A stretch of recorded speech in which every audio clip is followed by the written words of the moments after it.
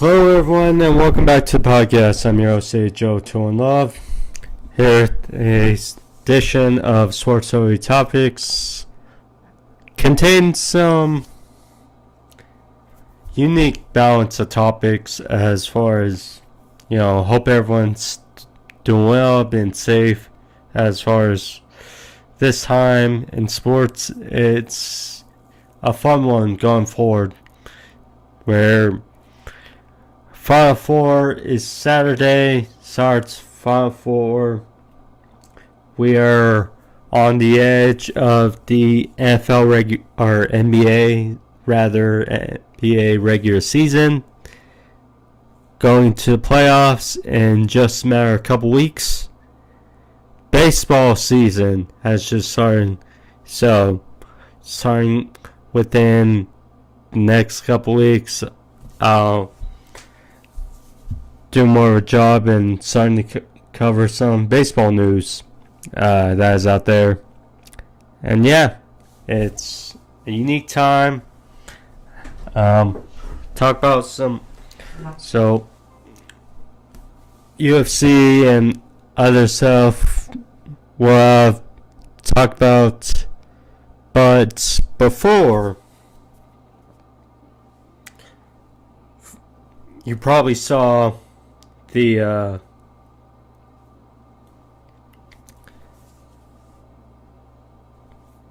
image before you see this part of the video.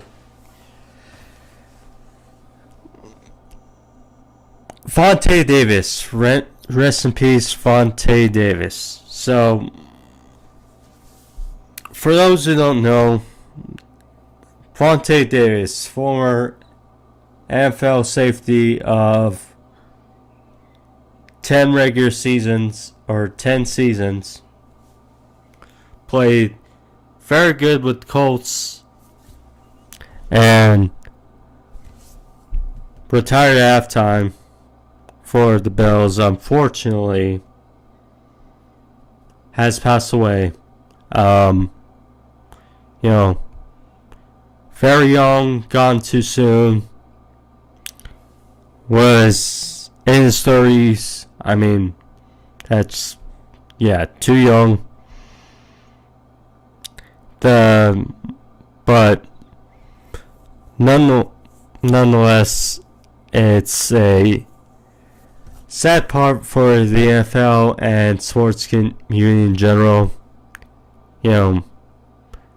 Not too sure. Although so thoughts are out to his family, Vern Davis, his brother, all those affected, friends, etc. But he was a solid safety. Most notably with the Colts, he had very good years within the Andrew Luck era of the Colts. He posted some good seasons, was part of the anchor of that defense, or one of the anchors of that defense for a few amount of years, and was with the Dolphins and finished his career obviously infamously with the Bills, but nonetheless was a solid player, but gone too soon. It sucks, but yeah, thoughts and prayers out with Vontae Davis, his family and friends, etc. Also, so we're going to stick with the NFL news and then progress. So, Rashee Rice, another doo-doo pretty much to talk about. So, luckily he's still alive. However, he got himself into a bit of a pickle and trouble as for those who know, he got in a car accident and fled the scene, most notably, and we'll see parameters and effects and whatever punishments he is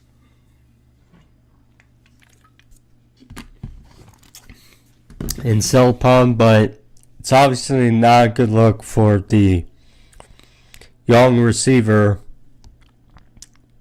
for the Chiefs that had a solid year last year in his rookie season and progress as the season rolls on. But yeah, kids, if you're in an accident, stay and try to do best, because in this world, all of us have cameras, all of us have phones.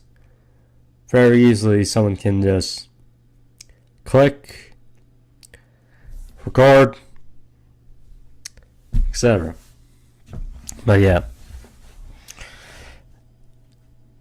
And then now some good news, depending who you are.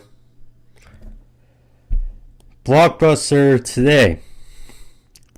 Stephon Diggs, the prolific and outspoken receiver, now formerly of the Buffalo Bills, is now a Houston Texan, as he is reportedly traded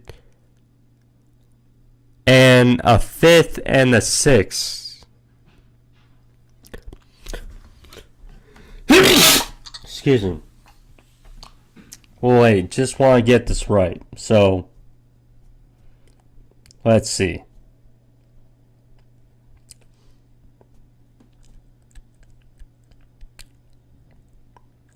Dang it. Look at my notes, one sec.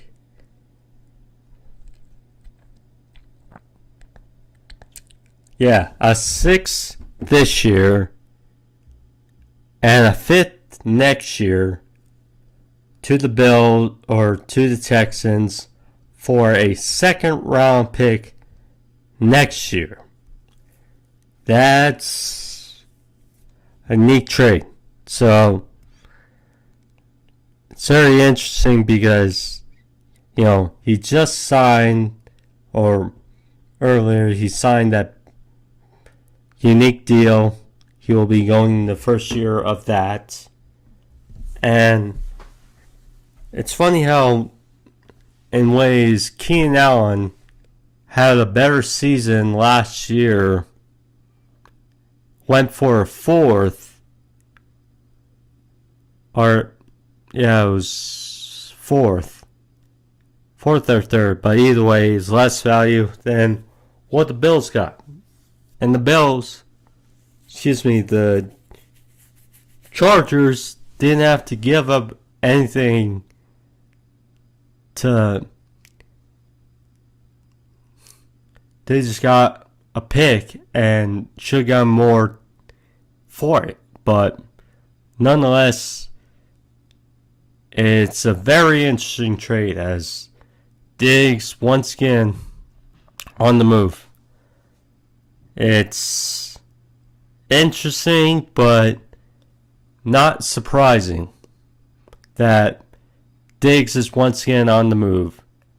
I think when people got wind of that visual in the divisional round playoff game in the snow versus the Bengals last year,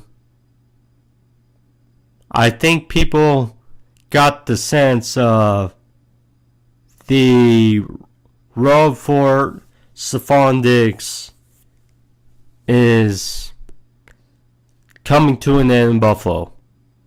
No matter what Josh Allen says, no matter what people say, it's at an end. Now, I'm all for passion when it comes to being a player or worker, etc., in your craft. And on one hand, people get it. On the other hand, you have the audience that is not pleased with, certain behavior that Diggs has mustered going back to his days in Minnesota with the Vikings. So, on the Buffalo and now Texan. So, let's look at it from the Bills first off. So, they gave up a 6th and 5th also in order to get rid of him. That's a little head scratching. First. And of course I got wind of when I made my Justin Fields to the Steelers short, that it was pointed out that in this Brock Purdy era that a 6th round pick is not nothing. And I get it's just the sentiment of it's not a high profile pick is all I'm saying. Because any person in the right scenario with the right team, right position, can flourish. And that's the issue with the draft, is not everyone goes to the right scenario, the right team, or right coaches or whatever.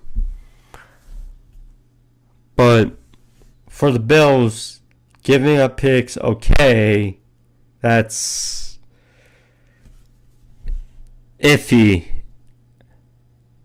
But I get it because there's a lot of praise for this NFL draft when it comes to wide receivers. And it is very possible we see a lot go off the board in this draft. We see a lot. And the Bills, may very well be suitors for multiple of these wide receivers. They may not get, say, Marvin Harrison, Rome Odunze, Malik Neighbors, etc., but they are in possibility of it, say, a Adonai Mitchell, a Keon Coleman, Xavier Worthy, who made history with the fastest combine or fastest 40-yard dash at the combine. So that's possible. I mean, Brian Thomas Jr., Troy Franklin, you got a number of receivers in the draft who got praise and got potential. So I see that from that perspective. And offloading his contract, getting the bad aura, I guess, whatever people have the sense of, is out of the locker room. Excuse me.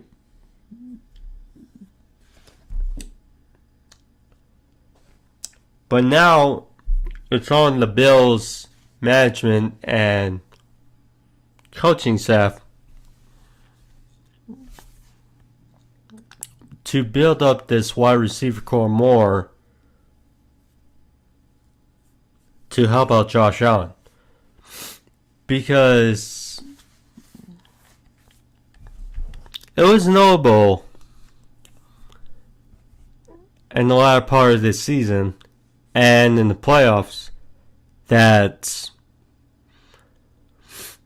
they are more run heavy, where in a way James Cook was equally or almost equally as important as Josh Allen, because the way they wanted to run and the way they did run in the playoffs, which almost got a tying score for the Chiefs or could have gotten a win. Nonetheless, with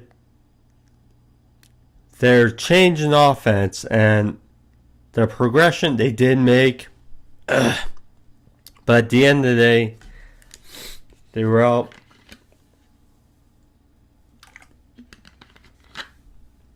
And they did not meet expectations as far as playoffs, but building around receivers, building around James Cook, Josh Allen, Dalton Kincaid, that was a guy who certainly made strides in his rookie year.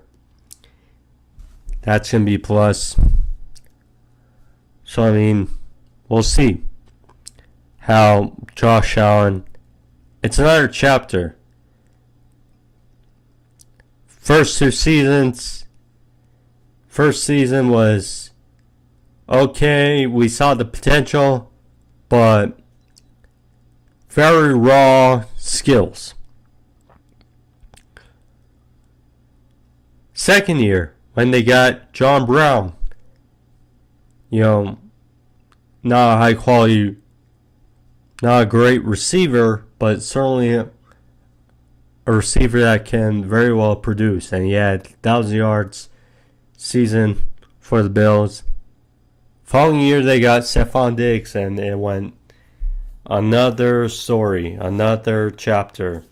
Now Diggs is out of the way, or out of the building. We'll see how Josh Allen and his offense can produce. As for the Texans, my oh my, how interesting or intriguing they have gotten this off season. So last year, the strides they made to win the division, win a playoff game with a rookie head coach, rookie quarterback, it was certainly very well and one of the best stories of the season in the Texans. Now they realize it's like, okay, the cycle of you got your rookie QB, you got him on the rookie deal. So you got some young, good slugs of a nucleus on this team. Jalen Petrie has been a stud. Nico Collins last year, Tank Dell, Dameon Pierce, when he was healthy, that's the thing, his production pretty much fell off a bit, but when he was healthy, showed signs. And then you still got Top Dog and Lemmy Tunsil, who's still going very well. But you get the point. They got a young nucleus, Will Anderson Jr. Now they had Danielle Hunter. Now they had Stephon Diggs. They re-signed to an extension Dalton Schultz. You get the point. They see a window and they're looking to capitalize, see how they can move forward. And it's going to be interesting. That division, it's going to be fun. It's going to be fun. As we got the Texans, we got the Titans, Will Levis, see how he does in his sophomore season with Calvin Ridley and DeAndre Hopkins, another full off season under his belt as a starter. It's gonna be fun. And then, of course, Jaguars, Trevor Lawrence, back-to-back 9-8 seasons, but this certainly in a way felt disappointing. So, yeah, we'll certainly see how it goes about. And then, bit of an unknown, but the Colts, who were this close from winning the division as well last year. This close.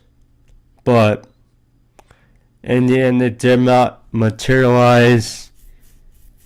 Gardner Minshew played very good in absence of Anthony Richardson. Now Richardson looks to be back healthy for his sophomore season. We'll see how he does. With that team. But the AFC South, I mentioned, is very good. It's going to be fun. For the Texans, I would say, because they also added Joe Mixon to that backfield.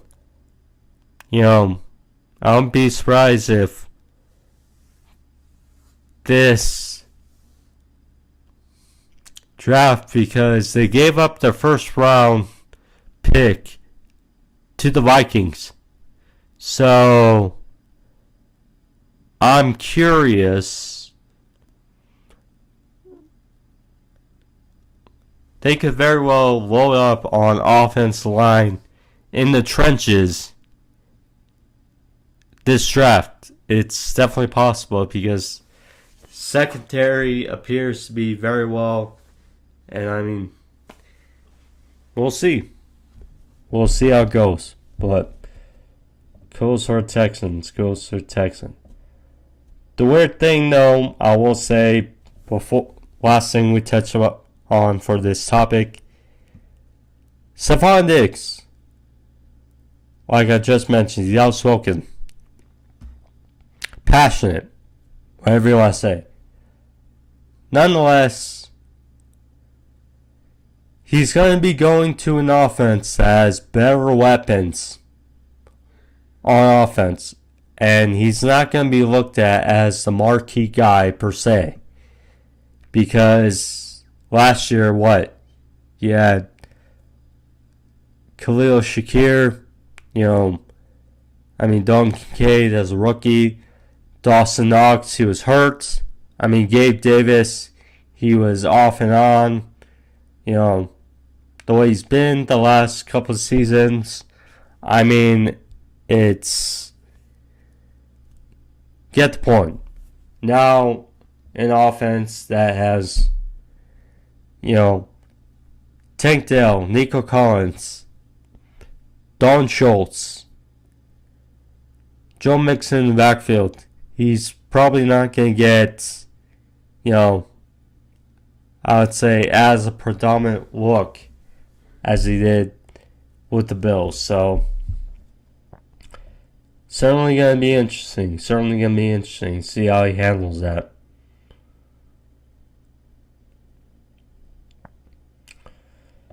So, now... So, Carson Wentz. Almost forgot. Carson Wentz, the former number 2 overall pick in 2016, with the Eagles for a number of seasons before getting bounced out for Jalen Hurts. Now, the former would-be candidate in 2017 before getting hurt, who played one season with the Colts and then one season with Commanders on as starter, is now, last year was backup for the Rams for half the season and played in week 18 and played solid in a comeback. Is now a member of the Kansas City Chiefs. Now, I do find it funny that people are already saying, well, he's going to be the Week 18 starter for the Chiefs. You know, I think that's, to meet the expectations because, yes, it's Chiefs, going for a three-peat, but, at some point, teams got to get better. Teams got to get better. And, say the Chiefs are going to just roll through things like they did because they looked apathetic on Christmas versus the Raiders, and then they drove that and didn't lose after that. So, I mean, we'll see. We'll see. I think, I think Jim Harbaugh is going to have on mind, but nonetheless, Carson Wentz, it's good to see him signed. I thought in theory he would be signed with the Broncos or the Raiders instead, but near there, and good that he found a place to sign. Zach Wilson, it's going to be unique. I feel like he's not going to find another place until he gets released. I just don't think there's going to be a team that's going to be willing to trade anything for him. And I like his talent, Zach Wilson, but nonetheless, good for Carson Wentz, good for Carson Wentz. Final four. So, just a little, where's my thing?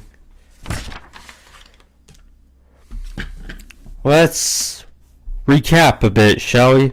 So,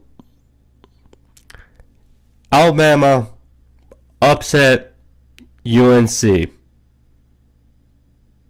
to represent in the West Finals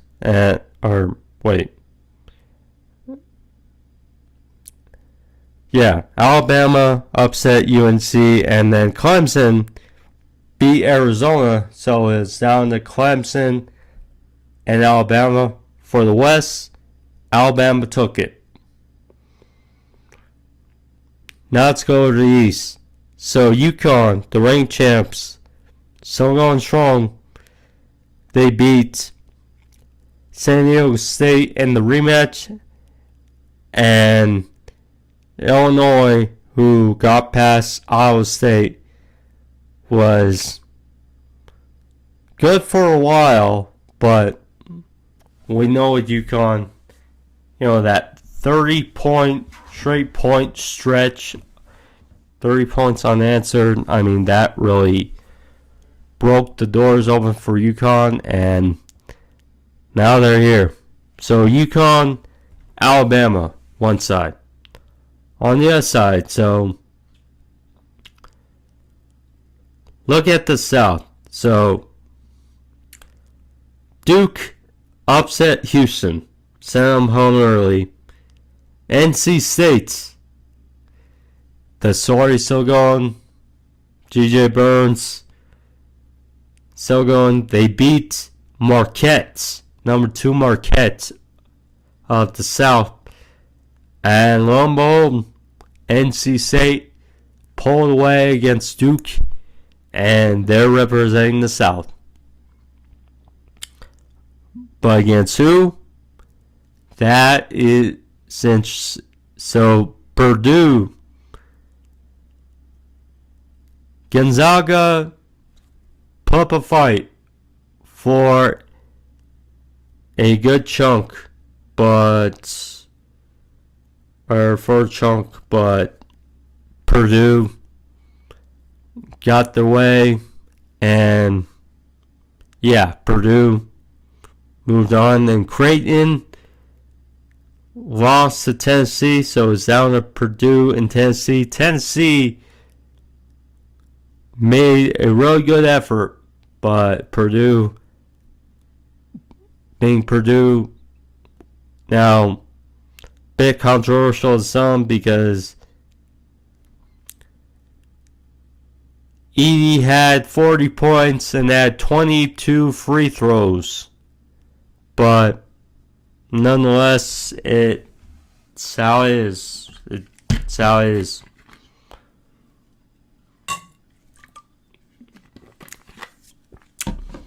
So the stage is set for the Final Four. UConn, Alabama, Purdue, NC State. So, if I had to make my predictions, so I'd say UConn,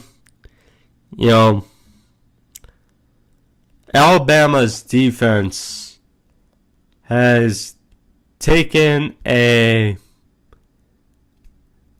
back seat as opposed to last year. Their offense still putting up firepower and might had good chance of losing versus Clemson, but they pulled it out.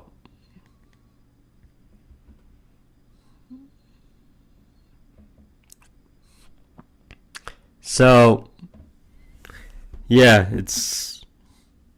but I just don't see Alabama getting past UConn. I just don't see it. And then NC State versus Purdue. I mean, it's hard to complain about that because you got two of the beasts, you got two just great big men, good fun matchup as DJ Burns going to try to topple the number 1 seed Purdue and make their way to the national championship, which, further etches his story in another fun dynamic. But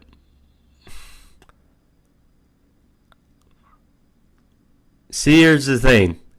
I wouldn't be mad if I'm wrong. I mean, I love what they've done, since the ACC tournament, ultimately winning the ACC and going as far as they have. But I just feel like there's a feeling about Purdue, and I think because we've gotten some games that have been, ticky-tacky with fouls and not fouls. I mean,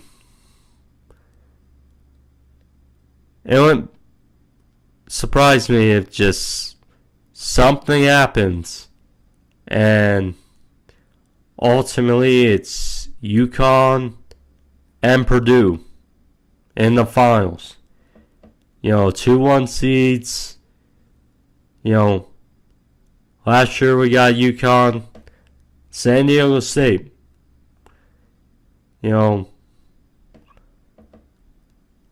But I don't know. So yeah, that's my prediction. UConn, Purdue.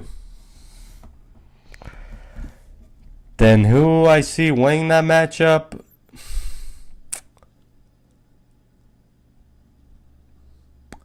I'm going with Purdue.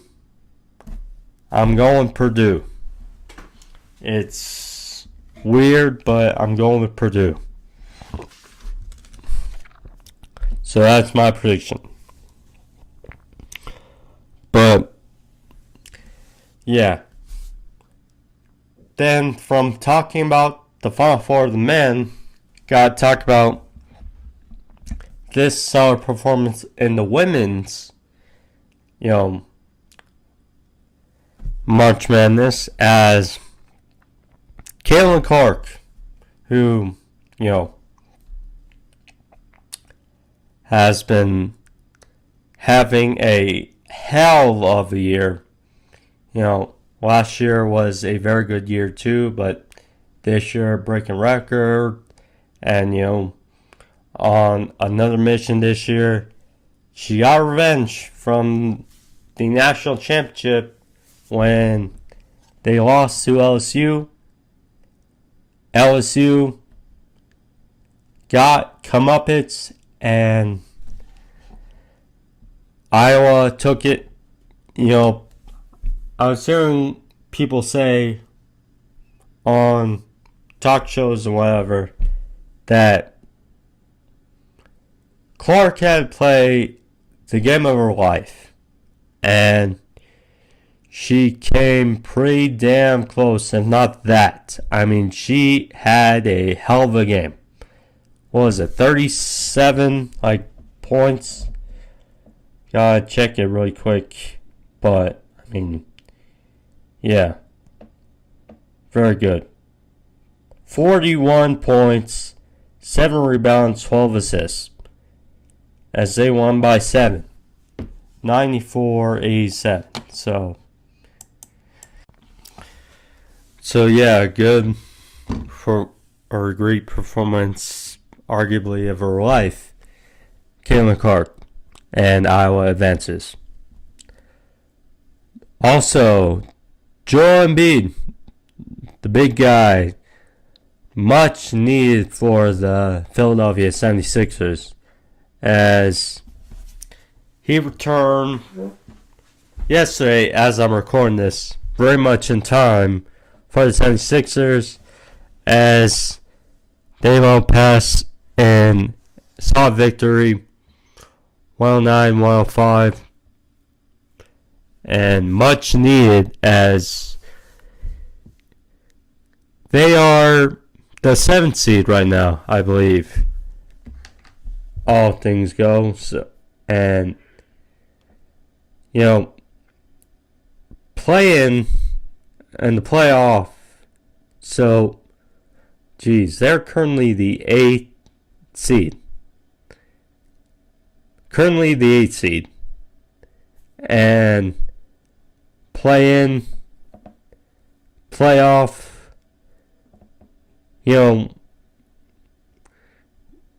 playoffs, you have security of at least 4 games.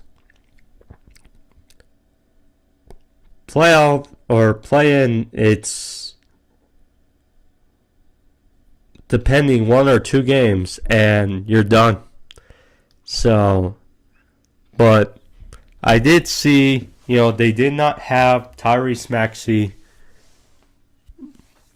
but you could just see, even though he only had 24 points, you could see the presence that was certainly there for Joel Embiid after a number of time out, not playing, but he was back. They certainly limited him at times, but 12 points in the first half. Exacted that in the second.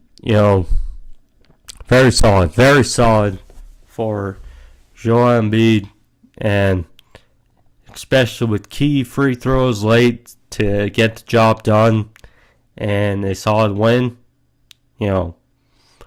Very good for Sixers and much needed. It's just a question of who do they face? Because right now they're a couple games back of the Heat and the Pacers. So it's not looking good. Bulls and Hawks are both designated 9-10 seeds. It's just depending on where they're seated, where that game's going to be played. It's just, can Sixers with just 6 games to go climb their way out of this hole? If not, they're going to have to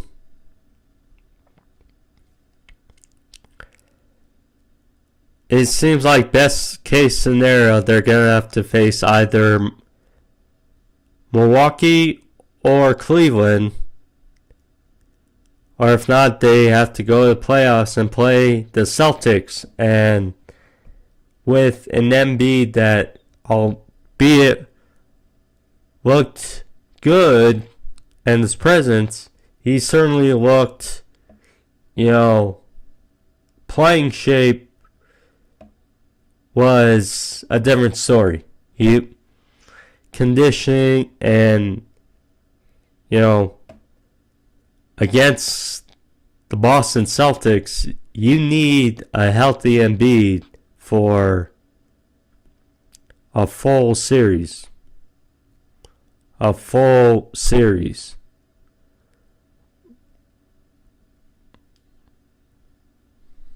So yeah, we'll see.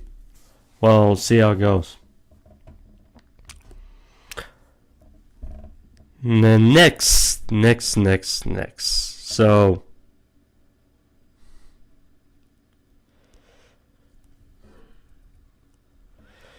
yeah. So we're in the home stretch of the NBA regular season. Let's just go through the NBA standings really quick. And round up, give our thoughts. So let's start in the East. So Celtics gonna be the 1 seed. That's a given. They're up 13 games.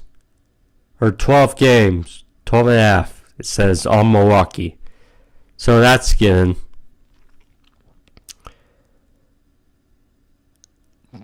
But as it currently stands, number 2 Milwaukee, 3 Cleveland, 4 Orlando, who have been doing great, very good as of recent. 5 the Knicks, 6 the Heat, 7 Pacers, 8 Sixers, 9 Bulls, and 10 Hawks. So there you go. So if the season wrapped up today, or way it looks right now, Bulls would play the Hawks, and Sixers would play the Pacers in the play-in. And then Heat would play the Cavs, which, Cavs have been very good, when healthy in that spurt, but they've been oddly inconsistent. And yes, same with the Heat, But with the Heat, they push a button or a hard drive when it comes to the playoffs. So, are going to another gear. So, that would be interesting. Same with Orlando and New York. Because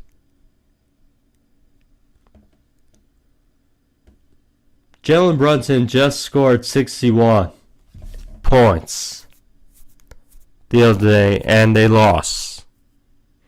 Magic have been playing, I would say, like the better team as of late. It's tough. They both look similar, but stuff I would be kind of a watch for that series, but it would be fun. Now let's take a look at the West. Now very quickly for the play-in, if this holds up, I would give a nod to the Hawks. I don't know. I would give the Bulls the edge of the Hawks. And then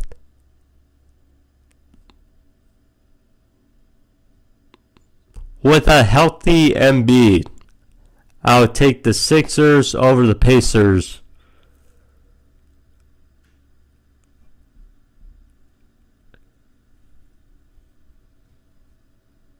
And then the Pacers versus the Bulls, I would take the Pacers. So, by that nature, Celtics will host the Pacers, and Philly would go to Milwaukee.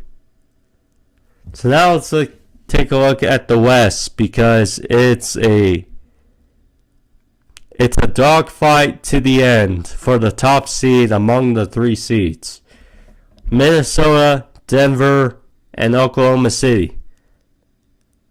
3 teams within 1 game.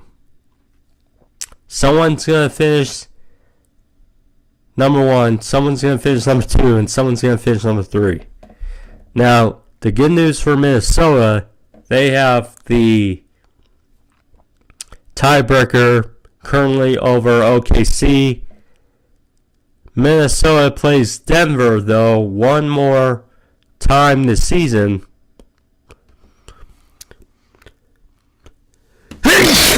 And that will be very key, because if Minnesota wins that, then they have the tiebreaker as well over the Nuggets.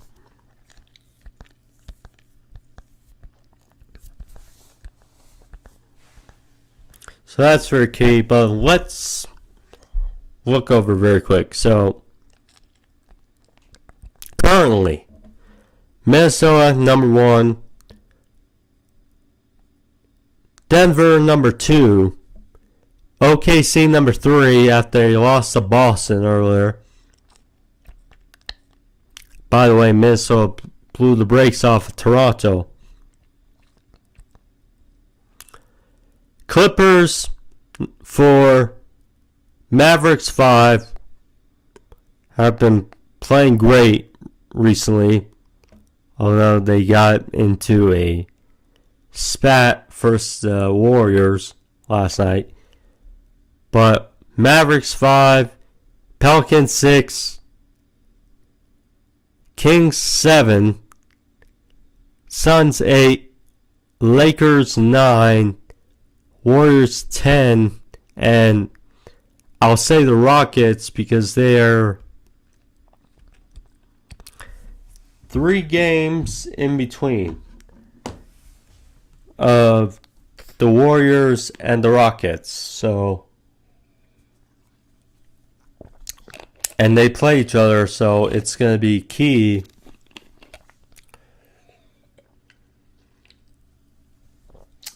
to see who gets that 10th seed and the final spot in the play-in. But as we're going to give right now, so the Kings would play the Suns in Sacramento, and the Lakers would host the Warriors. So 2 interesting games in the play-in, and if I had to predict right now, I'd say Suns over the Kings, Lakers over the Warriors. So then the Kings would face the Lakers, and I would say the Kings lose that to the Lakers. So by that nature, judging from the standings right now, Suns would go to Denver and the Lakers would go to Minnesota. So that would be interesting as rematch of the play-in last year with Minnesota and Lakers, but this is a better Minnesota team than last year. Plus, if Cat is back, hopefully, then that's obviously a different story. Denver hosting the Suns, again, another fun rematch of the playoffs last year. You know, if KD, Booker, and Bradley Beal are all healthy, they would gladly give Denver a fight. Gladly. So we'll see. And then Thunder would host the Pelicans. I would find that to be a fun matchup. You know, the Thunder with what they're doing, Zion, and what he and crew have been doing this season has been flying on the radar, but I think they like it that way. It's been good. And then the Clippers versus the Mavericks. I mean, they've been steady playoff rivals the last couple seasons, and I would not mind seeing them again. Certainly.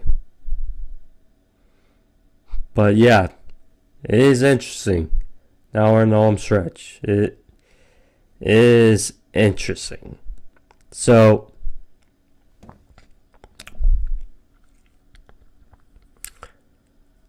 I will not, in this thing, I will not have my mock draft, my first mock draft. I will make it, not for this video, but I will do it in a separate video because I don't want to rush that. I want to give time, process, and stuff. But we're in April, so it's going to be interesting. And I will make a video about my mock draft. So, yeah, keep tight up for that. So, as far as baseball, so Josh Jung, he fractured his wrists for the reigning World Series champions, Texas Rangers, again, fairly early in the season, long season ago. But, you know, we'll see. He'll be out for a while. And, well, Romeo Blanco, though, he threw a no-hitter for the Astros against the Blue Jays. That's going to be interesting. You know, Shohei Ohtani, it's going to be fascinating, obviously, see how the Dodgers season goes. But, you know, Astros. And then the White Sox re-signed Mike Clevinger. So, interesting. But, yeah, guys, thank you all for joining me for now. And obviously, stay tuned as I will have my mock draft up preferably tomorrow, Thursday, Friday, sometime for the weekend. Maybe Saturday. We'll see, but keep tight, guys. Thank you all for joining me. Be safe. See you guys next time. Or next time. Yeah, whichever. But subscribe, like, thumbs up. Thank you guys all. See you guys. Peace.